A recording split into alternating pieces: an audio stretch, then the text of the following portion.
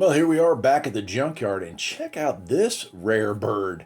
I mean, literally, it's a Pontiac Firebird. Looks like a 1998 model.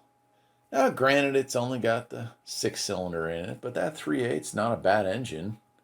At 3,800, yeah, you could put a supercharger on that thing and probably go faster than some of the V8s that they made and put into these cars.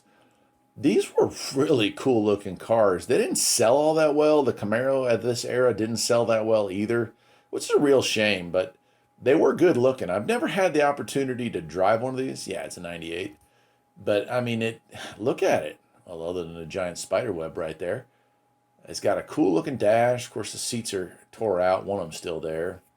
A lot of parts gotten pulled out of this one already when I got to this one, but still had the original rims on it.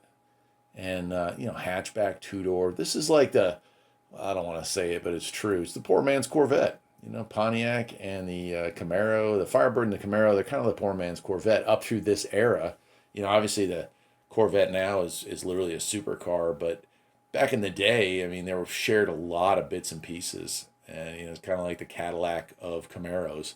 Pontiac being the midline, and this Firebird here, clearly not the finest one they made, but I would not have been embarrassed to be driving around in this. I still wouldn't. I mean, this would be a car that, unfortunately, once it got to the junkyard, it's too late. But that car wasn't trashed, man. Again, it probably just needed an engine or a transmission, but it certainly was not damaged in any way visibly, not rusted out, not smashed into.